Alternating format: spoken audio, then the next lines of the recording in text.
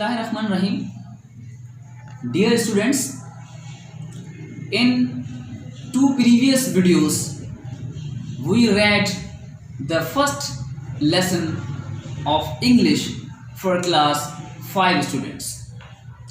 And now, dear students, we are going to read the second lesson, which is a very interesting story. हम तमाम लोगों को कहानियाँ बहुत पसंद होती हैं, खुसूसन बचपन में। तो ये जो सेकंड हमारा लेसन है, ये भी एक कहानी है एक बादशाह के बुलबुल के बारे में। तो आइए इस कहानी को पढ़ते हैं और उसे समझने की कोशिश करते हैं। द किंग्स नाइटिंगेल, बादशाह की बुलबुल। A nightingale is a small bird that sings beautifully. बुलबुल वो छोटा सा परिंदा है जो इंतहाई खूबसूरत आवाज़ के साथ गाता है। When a woman sings beautifully, जब कोई खातून अच्छे अंदाज में गा रही होती हैं, we say that she sings like a nightingale. तो हम ये कहते हैं कि ये जो खातून है ये बिल्कुल एक बुलबुल की तरह गा रही है। There was once a king of China who lived near a forest. China का एक बादशाह था जो कि एक जंगल के करीब रहता था। One night, एक रात, he was sitting by a window. वो एक खिड़की के पास बैठा हुआ था। He was reading a book. और वो एक किताब का मुताला कर रहा था, एक किताब पढ़ रहा था। He heard a nightingale singing in the forest. तो इसने एक बुलबुल को दूर कहीं उस जंगल में गाते हुए सुना। हवा के दोष पर सवार होकर वो आवाज़ उसके कानों तक पहुंच गई होगी। It sang for half an hour. वो तकरीबन आधे घंटे तक वो गाती रही। What kind of bird is that? ये किस तरह का परिंदा है? He said. उसने कहा, I must have it. ये मेरे पास होना चाहिए। बादशाहों का तो एक यही सिलसिला था कि उनको जो पसंद आती थी चीज़ वो चाहते थे कि हमारे पास हो। ये भी इसी तरह का बादशाह था। नाइटिंगेल को सुना, उसकी आवाज़ पसंद आई तो उसने सोचा कि ये परिंदा मेरे पास होना चाहिए। He ordered his servants to bring him the bird. उसने अपने मुलाजिमों को ये हुक्म दिया कि ये परिंदा जो गा रहा है इसे मेरे पास ले आओ। They went into the forest and looked for it. अंग्रेजी ज़बान में ये एक इस्तिलाह इस्तेमाल होती है, look for.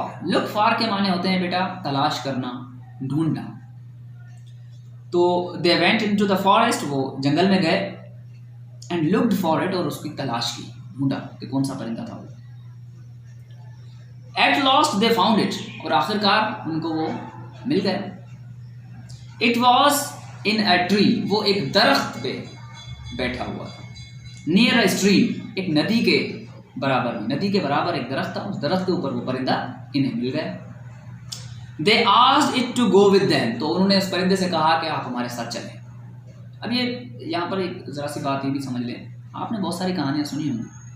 कहानियों के कैरेक्टर्स आपस में बातचीत करते रहते हैं, ख्वाह वो इंसान हो, जानवर हों, दूसरी चीज़ें हों, वो आपस में एक दूसरे से बातें करती हैं।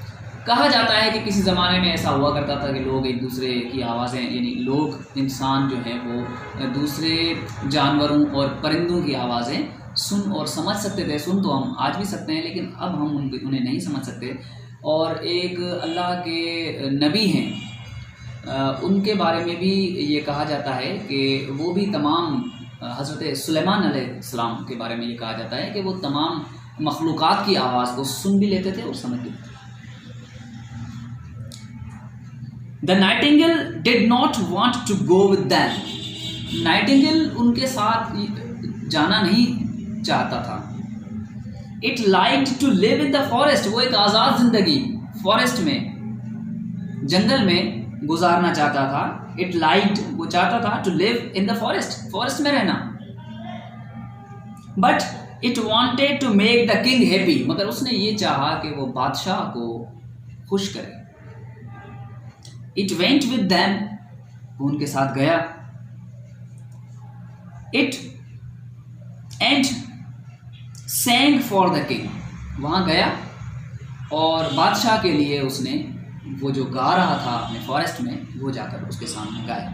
The king was very happy, बादशाह बहुत खुश हुआ क्योंकि उसको तो ऑलरेडी बहुत अच्छी लगी थी उसकी आवाज़, तो उसके लिए गा रहा था, उसे बहुत अच्छा लग रहा था।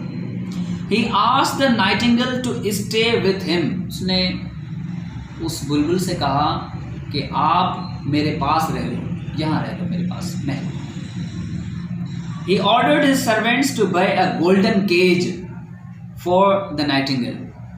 बहुत आसान सी अंग्रेजी है, थोड़ा सा गौर करेंगे, मेरे साथ पढ़ेंगे तो आपको ये समझ में आने लगेगा बेटे, कि उसने अपने सर्वेंट्स को, अपने नौकरों को ये हुक्म दिया कि एक सोने का पिंजरा खुसूसन बनवाया जाए इस नाइटिंगेल, इस बुलबुल के लिए।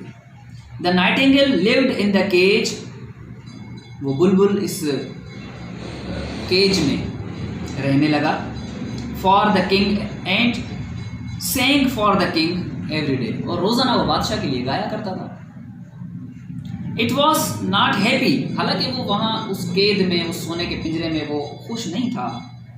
But it stayed with the king for many months, लेकिन वो कई महीनों तक बादशाह के साथ रहा। प्यारे बच्चों, आज तक की रीडिंग यहीं पर ख़त्म होती है।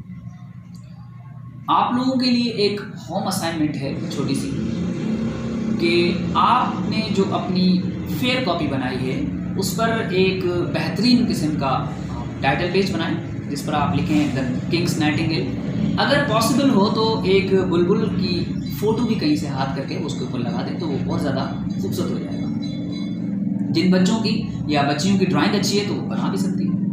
और उसके बाद आप लोगों का काम ये है, होम असाइनमेंट ये है कि आप एक रफ पेज पर इस पैसेज में से जितना कुछ मैंने पढ़ाया है, 2 या 3 पैराग्राफ्स, इसमें से आप मुश्किल अल्फाज ढूंढकर वो लिखकर मेरे पास ले आएँ और मुझसे उसकी मीनिंग ले जाएं। और अगर आपके पास कोई डिक्शनरी है या इंटरनेट की सहूलत तो आपके पास ऑलरेडी मौजूद है, तो उसमें से अगर आप मुश्किल अल्फाज के वर्ड्स के मीनिंग ले लेते हैं तो लेकर लिख लें और वो आकर मुझे चेक करवाएं। अपने घर पे रहिए, सेफ रहिए, खुदा हाफिज़।